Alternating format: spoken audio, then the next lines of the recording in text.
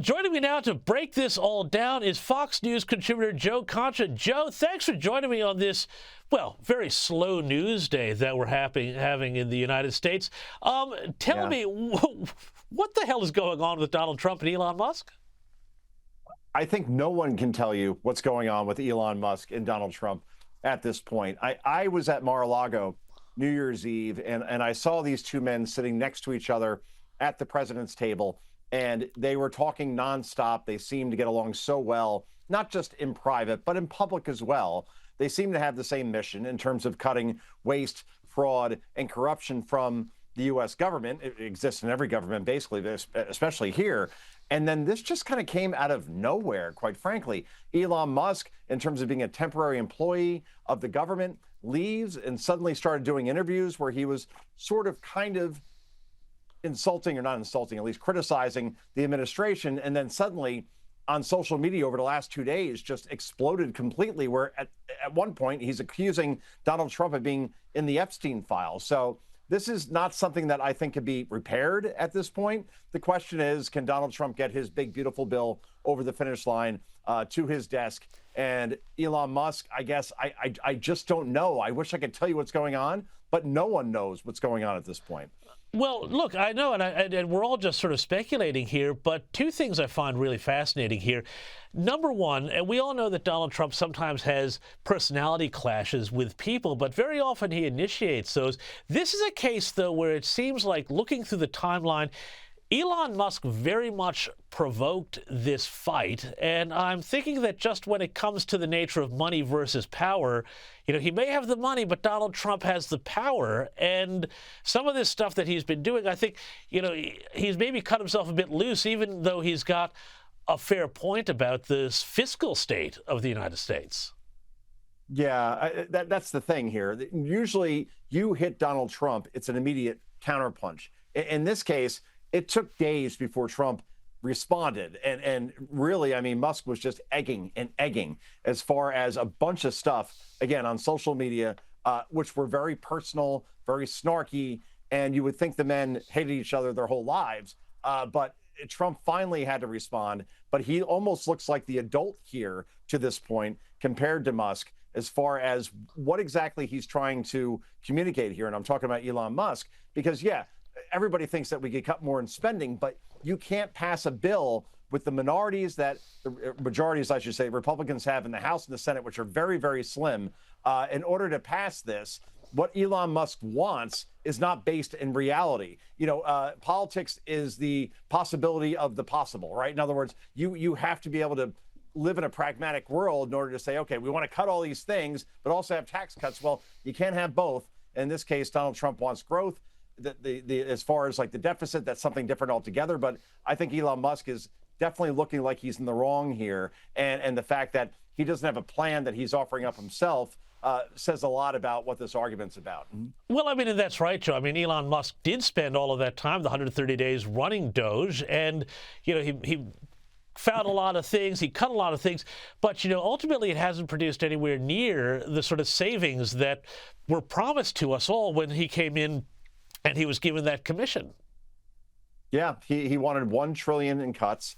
He found about $175 billion. Now, he found it, but he can't just cut it, right? I mean, the Congress has to do that. It's recommendations at this point. So here's the thing, and I don't want to go into the weeds too much for your audience, but basically the big, beautiful bill is about mandatory spending cuts. What Elon Musk found in DOGE is discretionary. And that's a second bill that Trump says is coming, and we'll start to cut based on Elon Musk's recommendations. But in the big, beautiful bill, that's not about what Elon Musk found, but he seems to be confused as far as what can be done in this bill and what can be done in a future bill. And I think that the president's team and the president himself has tried to tell Musk this, but he's just not listening at this point. The bottom line is that you can't run the government like you can a company like Twitter, for example, when he bought it, where you can just start cutting stuff. There's a lot of other things involved. There are Congresses and Senates and majorities and minorities. It's just not the way that Elon Musk thinks it should go, because that's just not the way government works. Yeah, and I mean, look, I just think that it's such a shame, and I keep saying it, that the U.S. is headed for a fiscal cliff, and you take these personalities out of it, the same problem still exists, and this is going to have to be sorted out one way or the other. But, you know, in the meantime, there's a lot of other things going on here. We had President Trump imposing a travel ban on citizens from 12 countries, Afghanistan, Yemen, Iran, a bunch of others, and a partial ban on some other ones. Now, this is not the first time President Trump has invoked a ban, but this has got the left absolutely up in arms. Yet when you look at the executive order, it seems to me it's got some good reasons, including the fact that a lot of these countries, about 20% of the people who come in, overstay their visas.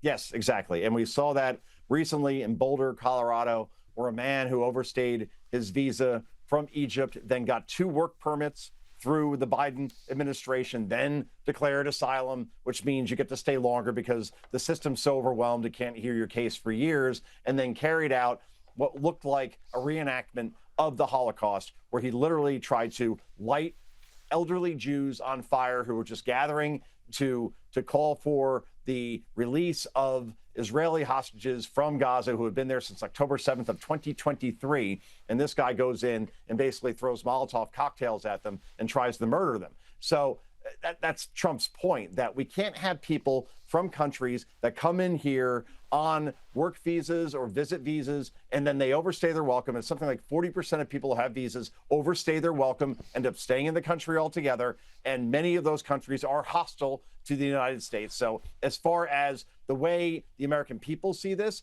they're in agreement with it. But of course, the American media and Democrats are saying this is horrible and this is xenophobia and this is racism and all those things. But they're not on the right side of the argument when it comes to what the American people think. That's certainly for sure. Well, they're absolutely not, Joe, because this is absolutely striking to me. You know, this guy who came in, overstayed his visa, allegedly committed this horrific crime in Boulder, Colorado. He brought his whole family, and the family overstayed their visas apparently too. Now, quite obviously, the government is trying to kick them out and deport them, and yet you now have lawyers who are now filing suits to let the family stay in, and you've got newspaper articles about, oh, how these people's dreams are going to be crushed of living in America when they've already overstayed their visa. How is this going to help the Democrats at all? I would think the Democrats would have so much they could work with right now with what's going on, and yet they keep finding themselves on the wrong side of these really common sense issues. That's the thing, right? I mean, you have like Kilmar Garcia, Abrego Garcia, excuse me, who is the Maryland man, the loving father who happened to be an MS-13 gangbanger who happened to beat his wife, happened to engage in human trafficking, allegedly.